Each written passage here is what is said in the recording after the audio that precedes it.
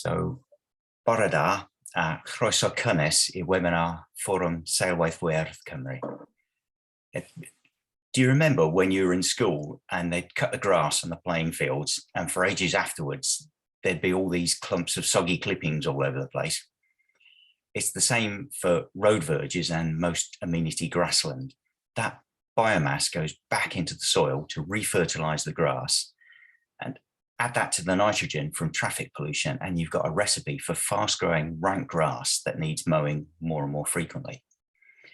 But at the same time, we're being told that we need to turn agricultural land over to biomass production for clean energy. So we're spending increasing amounts of money that we haven't got to allow biomass to rot in one place while we're using scarce land to grow it in another. And in neither place are we doing anything for biodiversity. An organisation that's joined up the dots and come up with a solution that solves many problems in one place is Plantlife. And we're really fortunate to have Mark Schofield, their Road Verges Advisor, with us today to tell us about it. But before I hand over to Mark, here's how today's webinar is going to work. Mark will present for 20 minutes, and while he's speaking, please keep your microphones on mute, or every time the dog next door barks, Mark's audio is going to drop out. While Mark's presenting, please post your questions to him in the chat. And if you have any problems with the technology, please post those in the chat as well, so I can do my best to resolve them. We'll have the chance for an in-depth conversation with Mark after his presentation. And I'll go through the questions in the chat in order and ask you to turn on your camera and microphone so you can ask your question to Mark directly. That's going to spark off more questions. So please use Zoom's virtual hand raising function to let me know if you've got a question, and I'll come round to ask you to ask Mark your question in due course. If you're cut off for any reason during the webinar or the discussion, please close and restart Zoom and use the original link in your email to reconnect. After 40 minutes, Zoom will automatically end the webinar. However, if discussions are still going strong, we can extend our time until 11 o'clock, when I promised Mark that we'd let him go. So to continue with the extended discussion, again, please close Zoom and then restart it and use the link in your original email to reconnect. As always, I'll record both the webinar and the discussion and post them to our Green Infrastructure Forum YouTube channel, so you or anyone with an interest can watch them again. So if nobody's got any questions about how the webinar will work, I'd like to hand you over to Mark Schofield, Road Verges Advisor for Plantlife. Mark, over to you. Thank you very much, Pete, for a generous introduction, and good morning, everybody. I feel guilty for luring you inside on what, at least here in Lincolnshire, is a very sunny day. I'm sure you'd like to be out amongst the greenery, enjoying the summer. But yes, thank you for the opportunity to talk about green infrastructure management from the perspective that Plantlife has. And we firmly believe that this is an area which could be vital to the delivery of solutions for both carbon, the climate, and biodiversity as well. And what I hope to do is set out some key thoughts that introduce nature-based solutions in our green spaces and on our road verges, our green infrastructure at large. Nature-based solutions, how they can help local authorities and their service providers deliver against environmental targets, both carbon and biodiversity. And I'll try to go further than that. I'll try to make the case that if we generate green energy from our green spaces, that we can actually move towards zero carbon, and that green infrastructure management could even pay for itself. But I'll need you to stay with me as I run through a sequence of slides, and I'd be very happy to take questions as I move on through the presentation or following the presentation. So I will just switch to presentation mode, and hopefully those of you on camera could give me a thumbs up if you're seeing a single slide in your view. Great, thank you for thumbs up. I'll carry on. So my contact details are here on the first slide, but I'll also provide my email on the final slide as well. No self-respecting conservationist would give a presentation without depressing you first. So those of you who saw the publication in 2019 of the State of Nature report have already seen the statistics which document the horrific loss, the rate of loss of our wildlife across the UK. 58% of species are currently in decline. 1 in 7 of UK species are at risk of extinction. And perhaps most relevant to this presentation, the horrific statistic that's often quoted, 97% of our wildflower meadows have been lost since the 1930s. Now, looking at road verges as part of our green infrastructure in particular, they could be said to have negative effects on our landscape and our wildlife, as I'm listing them there. But they also can provide positive effects in our landscape too, given that they might be the only places left in a heavily developed or intensively cultivated landscape where that exists, providing sanctuaries for wildlife. And because of their connected network structure, they have every potential to act as ecologically functional corridors too.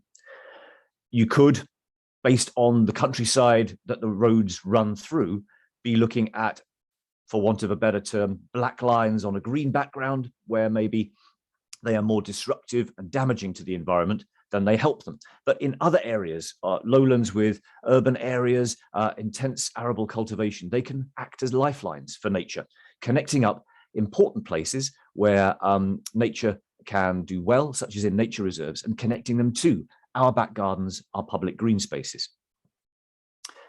We've undertaken some studies at Plantlife, and we found that in terms of the sanctuary they can provide for wildlife, they are very effective. Over 700 species of wildflowers are found on road verges. That accounts for nearly half of the diversity of our wild plants in the UK. And of those, 87 of those species are threatened with extinction. So, and some of them are found almost exclusively on road verges. So road verges are really helping our flora, our wild flora, survive.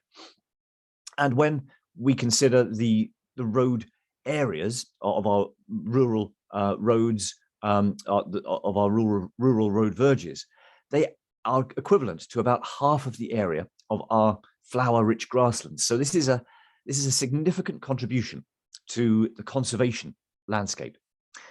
In addition, we've also looked at road verges, and as that cross-section shows, they can be made up of different stripes, parallel strips of habitat type, ranging from more disturbed areas at the edges of a carriageway, of course, through to that back verge where you might expect a woodland edge habitat. But it's that sweet stripe of potentially wildflower-rich meadow in the middle of verges, which we found supports the greatest number of species of plant, and therefore supports the greatest number of species of fauna as well. The grassy parts of verges then are a strength to play to, and they, of course, are most easily managed.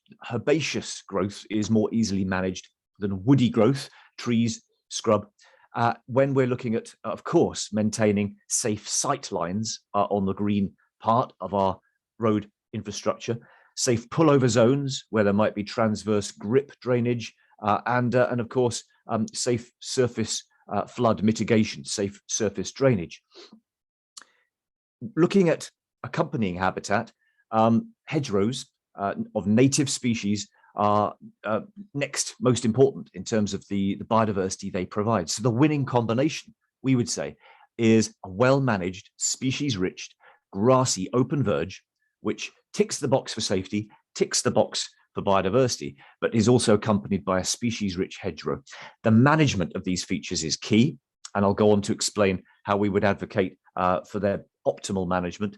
But first of all, it's worth making the case for connectivity, and that is to say that, as I've stated already, the linear nature, the connected nature of our road verge network can act as vital links across our landscape to help seeds, birds, butterflies, any form of life really, move across the landscape and make that to basically ramify our countryside, much like a vascular system can irrigate a living body.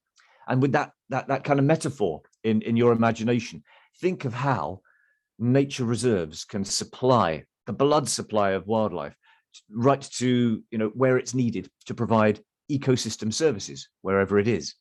And you might think, well, what ecosystem services can our public green spaces, our road verges and our parks and gardens provide for us? Well, there's a whole range of benefits that biodiversity in the first instance can provide for us in a whole range of ways.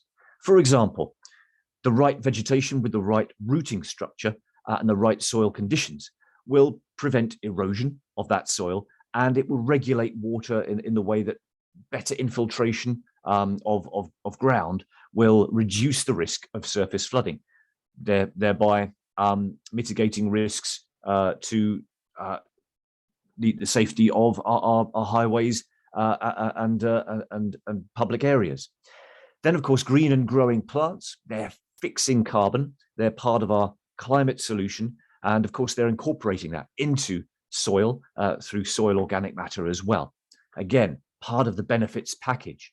Don't forget that if the road verges and the vegetation they support is a vital last kind of standing semi-natural habitat in an otherwise very tamed and very sterilized landscape, well, they act as reservoirs potentially for pollinating insects, boosting our agricultural production, but also they can act as reservoirs for other beneficial insects, which can be the predators of potential crop pests, all adding to economic benefit.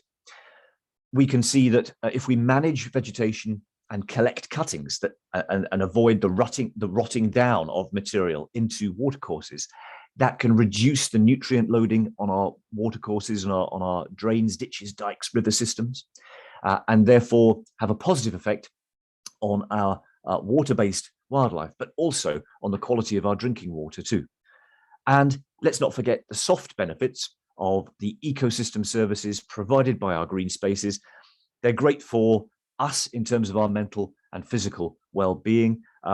If road verges and green spaces are prettier, they won't just attract tourists. They'll encourage healthy habits, exercise routines. And of course, if you start to combine those soft benefits with the ways in which vegetation can regulate heat island effects in urban areas, well, that starts to lower driver stress levels, meaning that our drivers are driving more safely, lowering the risk instance rates of traffic accidents, you could say. So the case can be made for so many benefits. One thing I'll highlight, though, as part of this presentation, is that our green infrastructure, road verges included, can also be a source of green energy. And it might not seem something very likely, but I'll go on to expand on that in the coming slides. First of all, come the nags from the conservationists, the ecologists, who'd like you to do it the hard way. But I'll hopefully persuade you by the end of this conversation that it's actually the easier way when all options are considered. So there are some pressures on public grassland, road verges, open green spaces.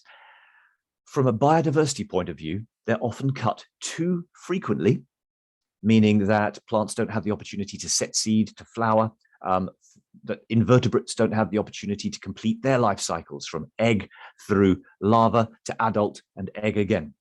And so biodiversity is lost, or that they are managed too infrequently. And if they are left to their own devices, then something called succession happens. The more competitive species of plants start to outcompete the rest, so that you see a trend from flower-rich grassland towards tussocks and more structural grassland, and then scrub develops, and then shade-tolerant saplings of trees grow through the scrub, and you end up with, well, the beginnings of a woodland. All of those stages of vegetation succession in that sequence are vital for wildlife. But what we are lacking most of all is the flower-rich grassland, and that is the strength to play to in this context. So although we would advocate, as I go on to do, maintenance of all those different habitat types, we are losing the flower-rich grassland as part of that. And it's wild grazing that we've lost. We've lost big wild grazing herbivores from our landscape that would have maintained a balance of those habitat types. Now, of course, when we mow, it makes so much more economic sense superficially to leave the cuttings, to make a single pass and to leave the cuttings where we've cut them. Of course, that presents a physical impediment to regrowth. Any regrowing plants have to punch through that physical barrier, and that means only the most robust and the most competitive species can survive. That's selective, and that leads to biodiversity loss because the less robust species are smothered. An additional negative result from leaving cuttings in place is that, as Pete very eloquently put in his introduction, the fertility from that green and growing growth is mulched and composts back down into the soil, and that has the effect of an unnaturally elevated level of fertility accumulating in the soil in our green spaces. We are nationally suffering from nutrient pollution because of the rates of application of artificial man-made fertility to arable systems, to grazing systems, and because of intensive poultry rearing, and because of the effects that our vehicle exhaust has on our atmosphere too. That means that indiscriminately there is a deposition, a raining down of fertility across, yes, our green infrastructure, our nature reserves, our public open spaces.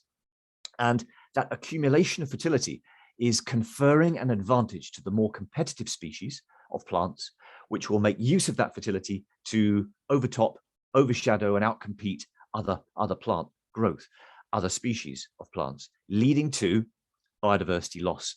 So, is there a way in which we can address these principal pressures?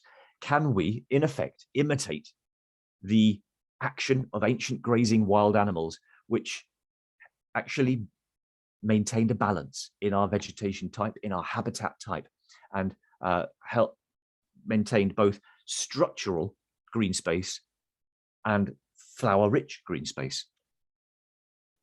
Well, Plantlife has worked with the partners you see listed there to produce a best practice guide for managing the grassland on our road verges.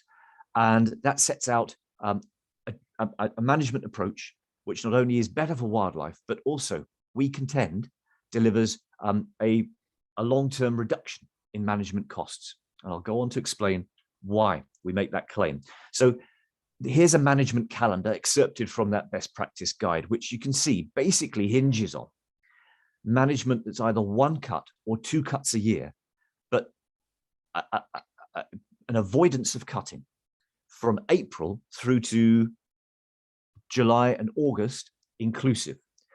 Now that, of course, might present issues, and we can discuss that, but the key ask is that we remove cuttings where possible. And that question mark at the bottom of the slide there, I admit that is a big ask, and it's not always practical given the current system. So I'll begin to make the case now for how we could entertain collecting cuttings from green infrastructure management, and how that could be part of the solution going forwards as part of a more holistic benefits package.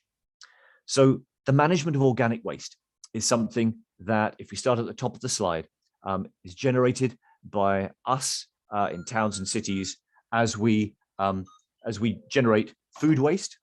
It incorporates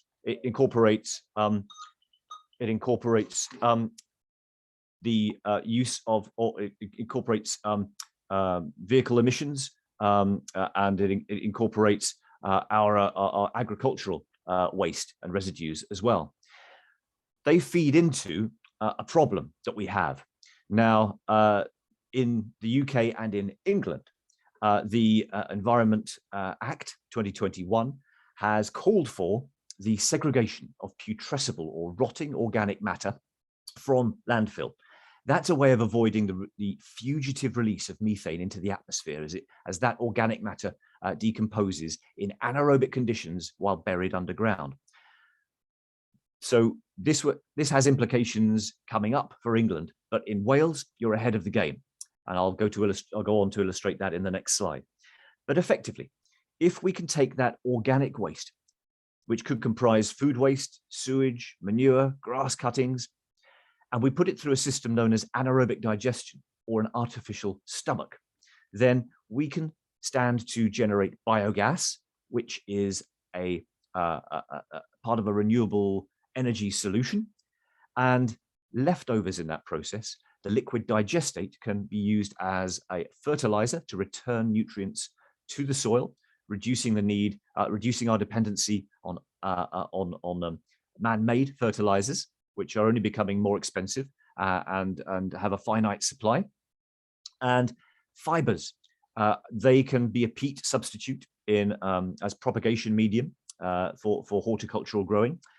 They are biopolymers, which can be precursory molecules, which can be used through biorefinery technology to produce a whole host of value-added products, including fabrics, building materials, and packaging, returning value in a cycle that you see here. Wales, you're ahead of the game. 65% of your recycling is what you've hit now as your recycling rate as measured in 2020. And you already have statutorial mandates for your local authorities in recycling targets, including the separation of food waste collections from landfill. And there are, I believe, financial penalties for non-compliance. So there is already a statutory need in place to segregate putrescible waste from landfill. Now, in England, we're catching up. And it's very important that the organic waste management options are fitted to the waste hierarchy you can see illustrated here. It's least sustainable to just feed everything into landfill for the negative results that are listed there. The key worry is that methane is up to 80 times more potent as a greenhouse gas than carbon dioxide over its lifespan. And that is something we want to reduce. Landfill is somewhere we don't want our organic waste to go. And incineration, or energy from waste through incineration, is not much better, given that that still emits greenhouse gases, carbon dioxide, into the atmosphere. Composting is better as we move to the right of the slide in the right direction, but it still emits carbon dioxide as the waste decomposes. Better by far is anaerobic digestion, which captures the methane emissions and can capture the carbon dioxide as well for use in industrial processes and actually in permanent storage, actively reversing emissions. So it's also the most economic option as well. A great resource is the Anaerobic Digestion and Biogas Association. Their website, the details given at the bottom of the slide there, is a great source of information on this organic waste management. When we collect that organic waste, though, when we take the cuttings from our green spaces and our verges, we have to bear in mind, though, that haymaking is very largely a thing of the past, unless it's done for livestock, perhaps on the smaller scale. It's expensive, it's labor intensive, it's time consuming, and it's weather dependent. It might be the optimal form of management for road verges, for example, but it can only really be restricted to designated road verges, designated for their biodiversity value, the very small minority. Therefore, could we entertain single pass suction flail biomass harvesting machinery, almost the munching part of the ancient animal, the ancient herbivore, and can we couple that up to its stomach, its artificial stomach, the anaerobic digestion facility, and replace what the European bison and the ancient aurochs, the primordial ancestors of our modern day cattle, what they used to do in our landscape to deliver better biodiversity in our green infrastructure. Citizen science surveys in Lincolnshire, where I'm based, revealed that the best quality of verges in terms of wildflowers were found to really only represent about 0.5 to 1% of the whole network in the county. The next best showed a huge amount of promise for restoration if they were put into more favorable management. And that's 10% only, leaving 90%, the large majority of the network, which has low existing biodiversity potential, but could enjoy biodiversity net gain through just a shift to biomass harvesting as a way forward.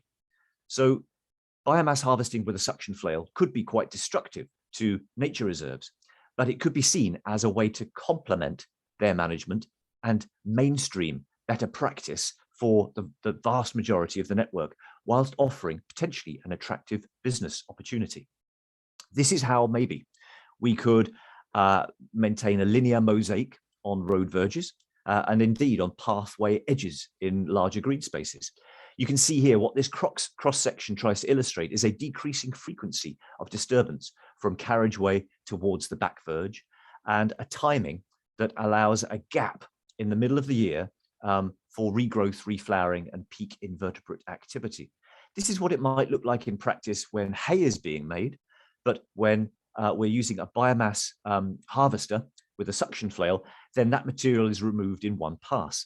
Notice the sanctuary strip at the hedgerow base, which provides that structure, and that could be managed on rotation every other year, potentially in more sensitive areas. Here is a diagram, a chart that shows how, while avoiding the best quality verges, suction flail biomass harvesting could be used twice a year to harvest the first growth and then the subsequent regrowth within a year, at the end of May and potentially at the end of August.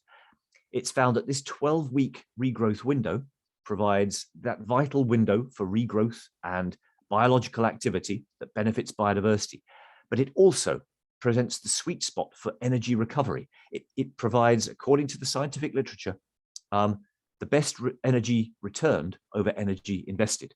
So in this way, perhaps we have a sweet spot for both bioenergy production and biodiversity enhancement.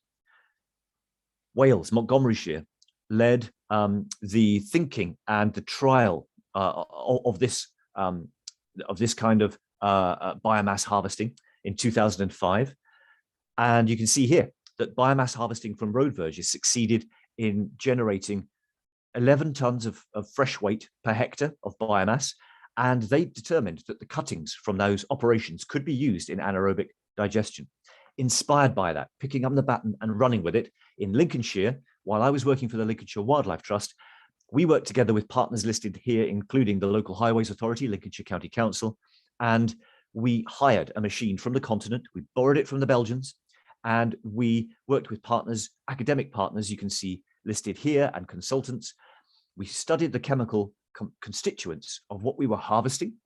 We found all of it was favorable for anaerobic digestion, and tantalizingly, we also calculated that it cost us less to go and get this material than we might be offered as a price we might charge to anaerobic digestion plant operators who would want that material as a feedstock to generate combined heat and power in a decarbonized way.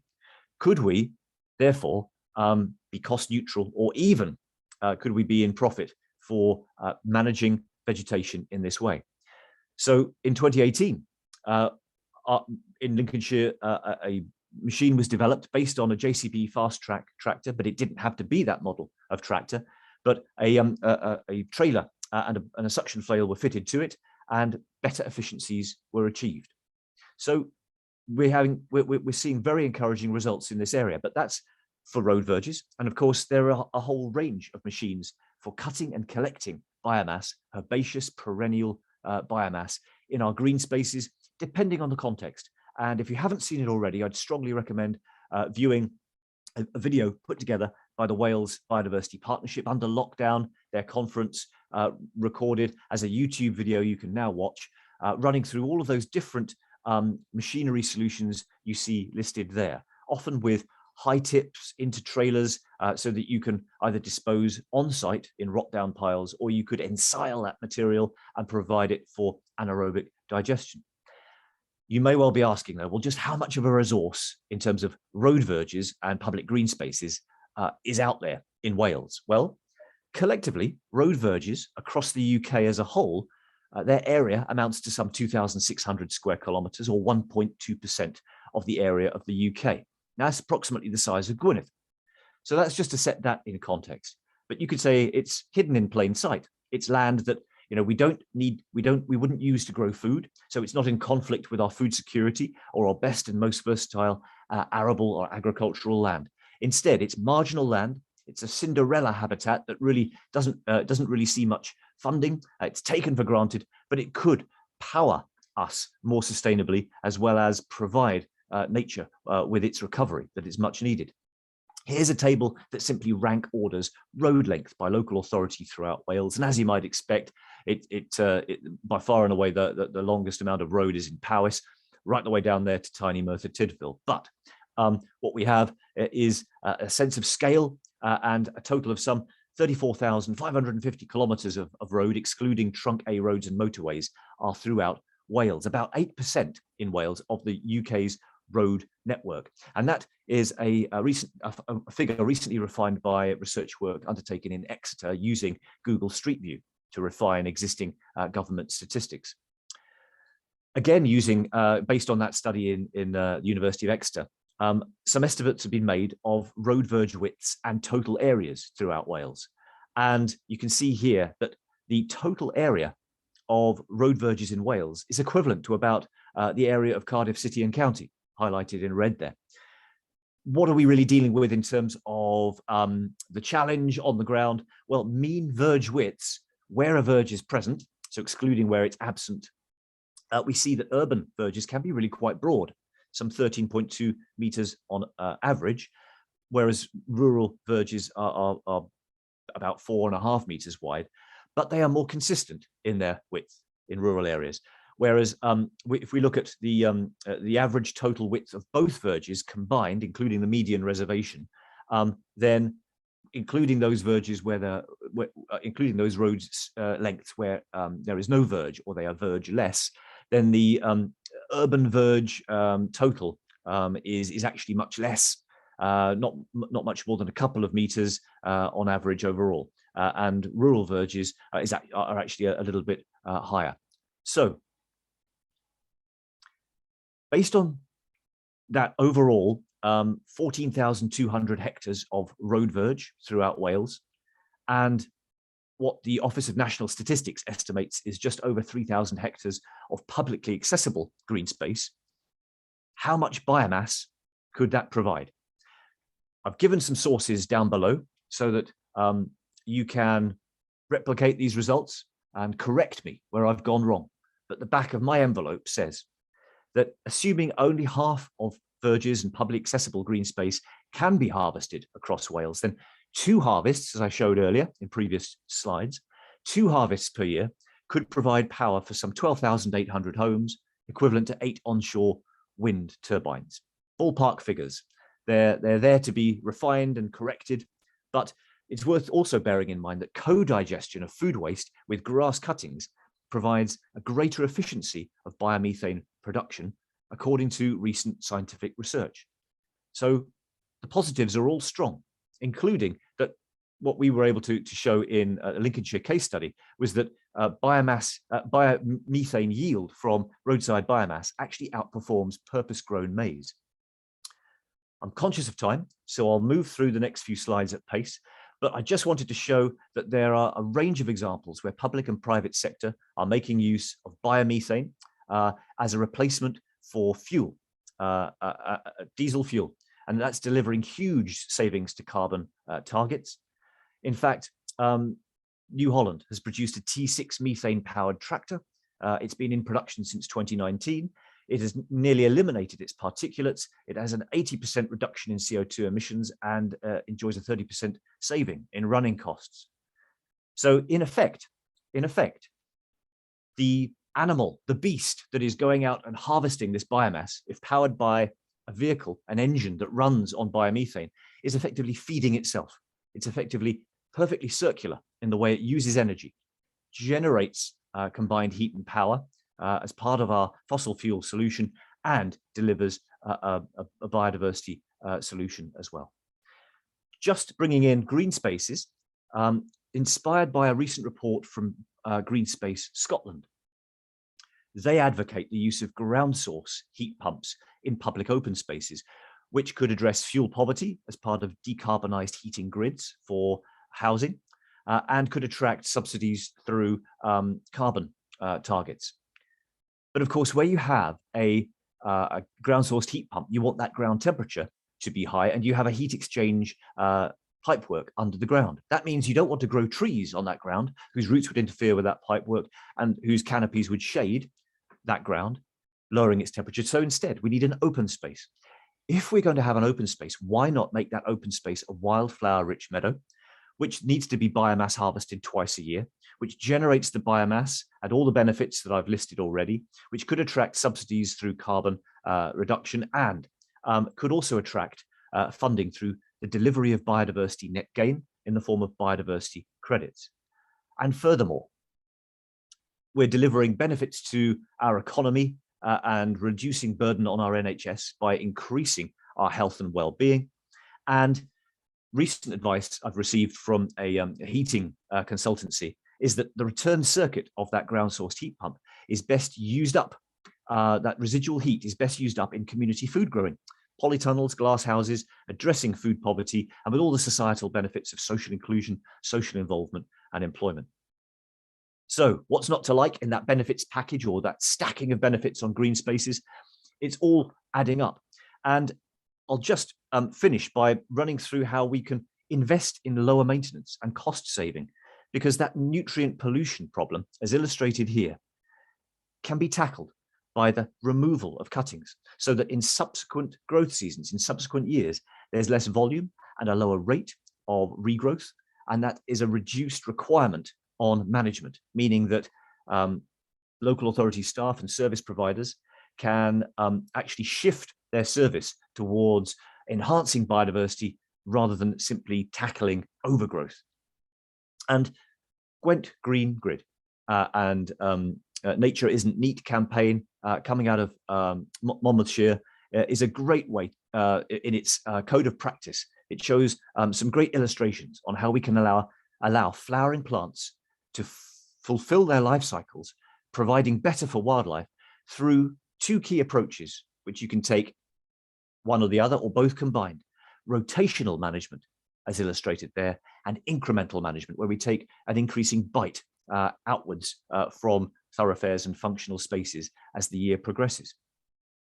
If you like, we could call it a stepped intervention model, where we step outwards and upwards from functional spaces, thoroughfares, picnic areas, play park areas, dog exercise areas, out towards different habitat types, which are less frequently disturbed and more functional. But where you have the budget, or where you have the investment, then you can enjoy that biomass harvest that funds the process. And to finish, Plantlife really wants to work together with local authorities and their service providers to create a space to share learning and showcase progress. And we really want to work with councillors, highways teams, waste teams, and contractors to look at how we can deliver these sorts of nature-based solutions. And we're providing guidelines and tailoring advice. We've created a space online, roadverges.plantlife.org.uk, and we hope to basically encourage